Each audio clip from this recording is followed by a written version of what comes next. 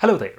In today's video we are going to do a quick little review of the Super Octave OC3 from Boss. This is an octave pedal, but it's actually more than just an octave pedal, and if you use it the way I use it, it will be a great tool for you to use in a different way than any other octave pedal. I have a couple of octave pedals now actually, and I like them all for different reasons, but this is a really useful tool when you use it the way I'm gonna use it today. Now, if you've seen some of my other review videos, you know that I'm basically just talking about pedals that I've been using for a while and that I've come to really enjoy and really like, and I don't usually talk about things that, I don't use. And that's the reason why I'm doing these like 1 year review or something like that. I've had this pedal for a little bit over a year now, and I think it's actually really cool. I usually don't go into so many details surrounding the controls and things like that, because I feel like that's information you can find anywhere, and it's more about how the pedal sounds and how it feels and how it inspires me that I care about. It's the things that I care when I watch other people's review, so that's the sort of thing I focus on when I make my own. Now, I'm really not a reviewer of anything. I know I've done a couple reviews here and there, but it's not really my thing. And so, yes, this is more of just telling you why I like it and why I think you should at least give it a chance if you're interested. Now, we have 4 controls, as you might see. The first one is direct level. The other one is Oct1 level. The third control is actually in combination with the fourth control. And as you can see, they have a little text underneath in white that lets you know that those two go together. If you have the fourth one in poly, the third one becomes range. If you have it in octave 2, then the third one becomes a control for the second octave. And if you have it in third option, which is drive, it becomes a controller for the drive. And even though I'm not going to talk that much about it, I just want to point out that I think the drive on this pedal is a really, really good sound. I think it might, as a sort of distortion sound, be one of my favorite pedals, actually. And I don't really know if it comes from some other pedals. If you know, you can write a comment below telling me about it. It's actually a really nice sounding distortion pedal when it's in the drive. But that's not really what I use it for. What I use this for is to make my guitar into being both a guitar and a bass.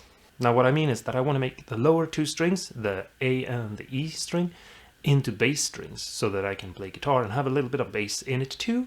It's a fun thing to do, and it can inspire you to do things differently, and it could also make you have sort of a bassist if you don't have a bassist.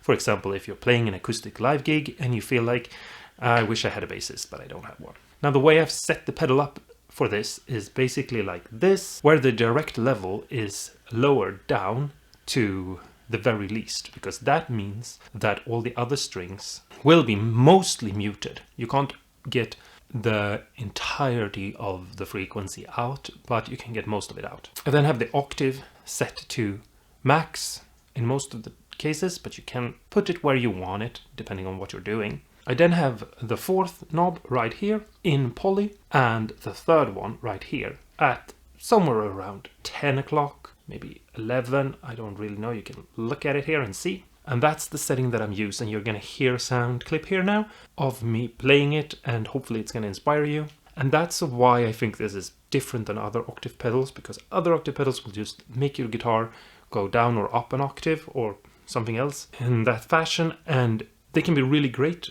But this pedal has other options to it, and they are really fun, and depending on what you want to do, you can have some really crazy fun with it. So what you're going to hear now is just an acoustic guitar with a microphone in front of it and a cable going from the output jack into the camera, and in between the camera and the guitar we're going to have this pedal plugged in, and I'm going to use it to just make the dry signal into a bass signal basically.